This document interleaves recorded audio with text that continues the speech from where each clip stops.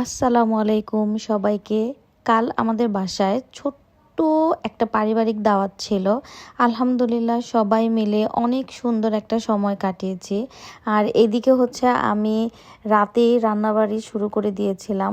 আর এইখানে আমার হাজব্যান্ড হচ্ছে আমাকে পাহারা দিচ্ছিল, কারণ রাত 2টো বাজে, যদি আমি ভয় পাই এর জন্য।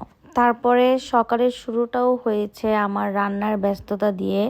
আজকে অতিথিদের জন্য মেনুতে ছিল গরুর মাংস, খাসির মাংস, করলা ভাজি, লইটা শুটকি ভুনা, ডাল আর গরম গরম ভাত। তারপরে আর কি আমার বাসার অতিথিরা চলে এসেছে, আমরা একসাথে দুপুরে খাবারটা এনজয় করেছি।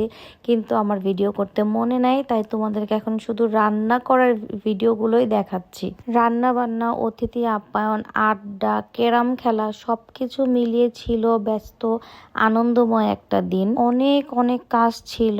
আর এই পুরোটা সময় আমার হাজব্যান্ড আমাকে অনেক সাহায্য করেছে। মানে ও পাশে না থাকলে, ও হেল্প না করতে একা হাতে আসলে এত কিছু করা সম্ভবই ছিল না। তো তারপরে আমি রান্নাবাড়ি শেষ করে ঘর দুয়ার ক্লিন করে অতিথিদের জন্য অপেক্ষা করছিলাম। আর তারা সব সময়ের মতো আজকেও দেরি করে এসেছে, তাই আমি গেট খুলতেছিলাম না শাস্তি দেওয়ার জন্য। কিন্তু তারপরে আর কি করার, হার মেনে আমার গেটটা খুলতেই হলো। এই যে আমার অতিথিরা চলে এসেছে। তারপর আমি যেরকমটা বলতেছিলাম যে তারা সব সময় সব জায়গায় দেরি করে যায়, ঠিক আমার বাসাতেও তারা 4:30টার দিকে এসেছে।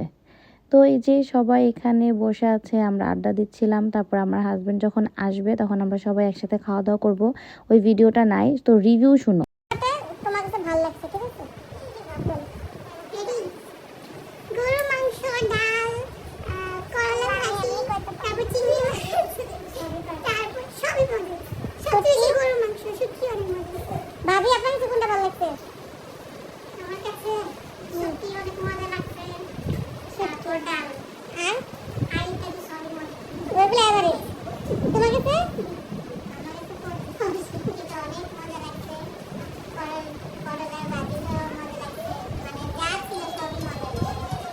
বুঝলে?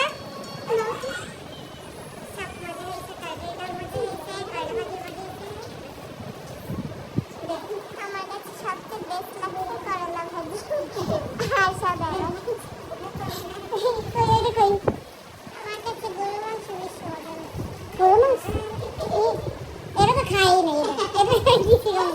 তারপরে খাওয়া দাওয়া শেষ করে আমরা সবাই মিলে ক্যারাম খেলতেছিলাম। এই যে এখানে আমার স্বামী মহোদয়, সে বসে বসে আমাদেরকে ডিরেকশন দিচ্ছিল, যদিও সবসময় এরকমটাই করে। তারপরে খেলাধুলার মাঝখানে একটু খাবারের ব্রেক ছিল।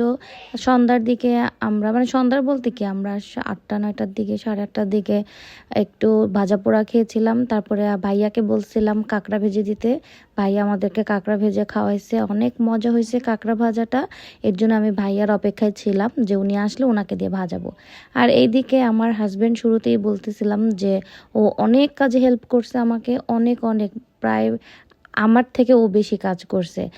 আর হচ্ছে রাত্রে আমরা সবাই একসাথে খাওয়া দাওয়া করে ওদের বাড়ি পর্যন্ত পৌঁছে দিয়ে আসছিলাম।